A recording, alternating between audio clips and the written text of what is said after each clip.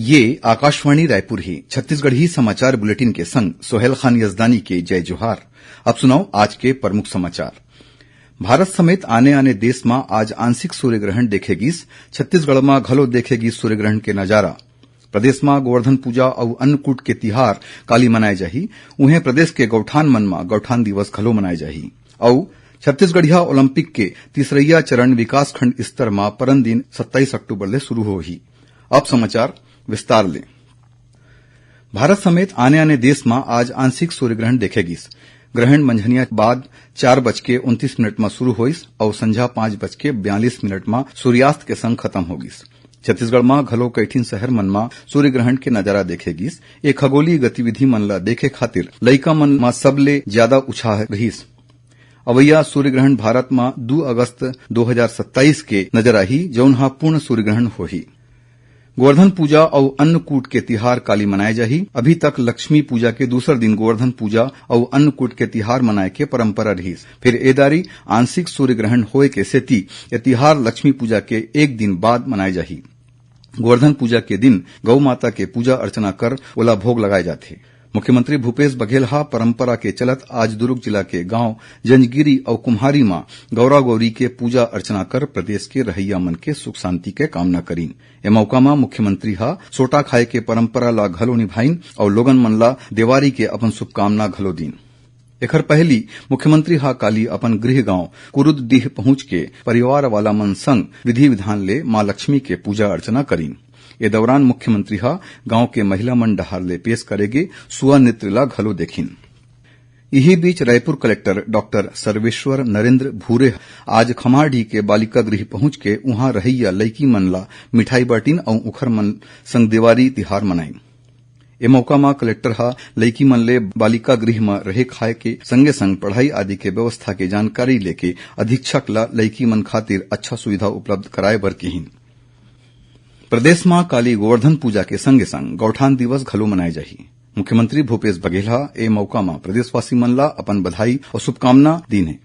मुख्यमंत्री हा कहिन है कि सुराजी गांव योजना के तहत प्रदेश में गौठान बनाए जावत है। ए गौठान मन ला मल्टी एक्टिविटी सेंटर और रूरल इंडस्ट्रियल पार्क के रूप में विकसित करे जावत। गौठान मन के माध्यम ले पशुपालन ला अर्थव्यवस्था ले जोड़े, लोगन मन ला रोजगार देवाए और जैविक खेती ला बढ़ावा दे से प्रयास करे जावत है। दिया के तिहार देवारी काली प्रदेश में बड़ उत्साह के संग मनाएगीस। ए तिहार अंधकार और निराशा ला दुरिया भगा के लोगन मन के जिंदगी में सुख शांति और समृद्धि लाए के तिहार हवय। देवारी के मौका में लोगन मन हा अपन अपन घर में बिजली के रंग बिरंगा झालर लगाए हवय। बस्तर जिला में घलो देवारी के तिहार बड़ उत्साह के संग मनाएगीस। जिला के गांव गमई में काली लोगन मन हा अपन घर के द्वार में छिंद के पत्ता ले प्रवेश द्वार बना के सुघ्घर ढंग ले सजाए रहीन।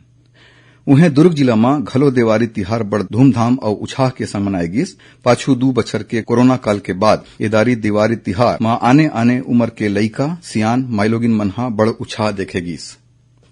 छत्तीसगढ़ी ओलंपिक के तीसरइया चरण परन दिन 27 अक्टूबर ले शुरू होही। विकासखंड स्तर में आयोजित तीसरइया चरण के ए प्रतियोगिता 10 नवंबर तक चलही। एकर बाद जिला स्तर में 17 ले 26 नवंबर तक, संभाग स्तर में 5 ले 14 दिसंबर तक और राज्य स्तर में 28 दिसंबर ले 6 जनवरी तक ए प्रतियोगिता आयोजित करे जाही।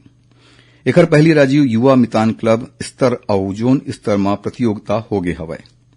जानवा के मुताबिक छत्तीसगढ़ के पारंपरिक खेल मन ला बढ़ावा देबर खिलाड़ी मन ला मंच प्रदान करे और खेल मन के प्रति जागरूकता लाए के सेती छत्तीसगढ़िया ओलंपिक खेल के आयोजन 6 चरण में करे जावत है। छत्तीसगढ़िया ओलंपिक में गिल्ली डंडा, पिट्ठुल, सांखली, लंगड़ी दौड़, कबड्डी, खो-खो, रस्साकसी, बांटी, बिल्लस, फुगड़ी, गेंडी दौड़, भौरा, लंबी कूद और 100 मीटर दौड़ ला शामिल करे गे हवय। चिकित्सा महाविद्यालय मन में MD, MS, MBBS, BDS, nursing और बीपीटी में प्रवेश खातिर विद्यार्थी मन ला उखर आवेदन में करे गे गलती ला सुधार के ठीक करे खातिर एक और मौका दे जाही। एकर सेती सॉफ्टवेयर में अपडेशन करे जावत है, जेकर सेती पंजीयन की आखिरी तारीख ला 28 अक्टूबर के संझा 6:30 बजे तक बढ़ाए गे हवय। छत्तीसगढ़ी समाचार बुलेटिन आप मन आकाशवाणी रायपुर ले सुनत हवौ। छत्तीसगढ़ के खबर ले है आपके वास्ता और खबर के विश्वसनीयता ले है हमार वास्ता। आकाशवाणी समाचार रायपुर के प्रादेशिक समाचार बुलेटिन के संगे संग हमार समसामयिक कार्यक्रम आप रेडियो के संग अपन मोबाइल में घलो सुन सकत हव। आकाशवाणी समाचार फेसबुक, ट्विटर और यूट्यूब में घलो हावय।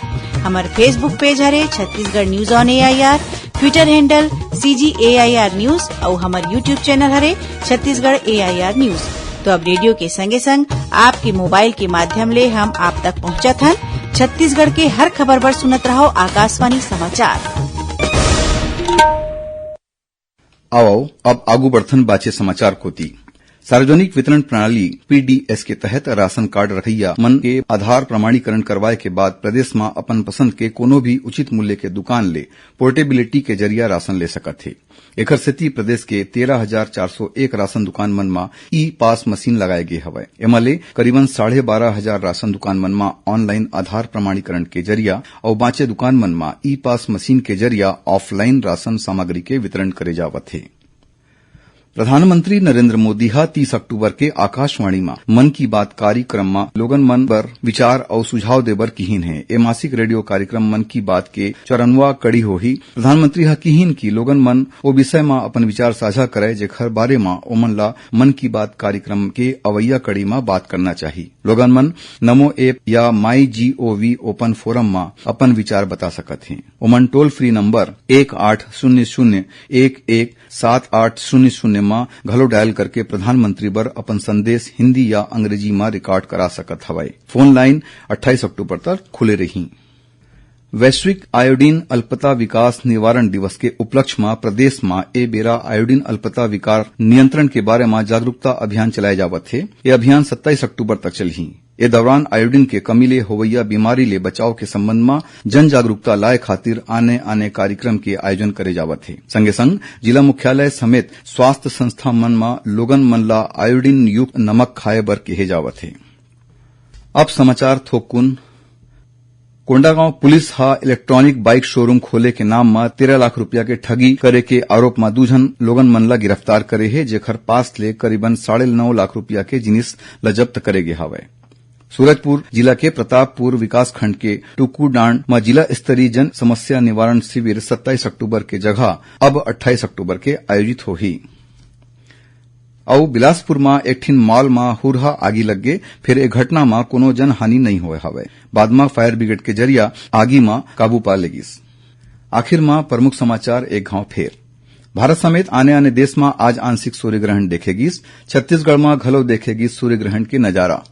प्रदेश में गोवर्धन पूजा और अन्नकूट के तिहार काली मनाए जाही।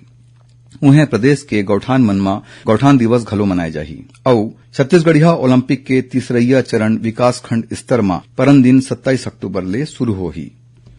एकरे संग छत्तीसगढ़ी समाचार बुलेटिन इहे सिरावत है। जय जोहार।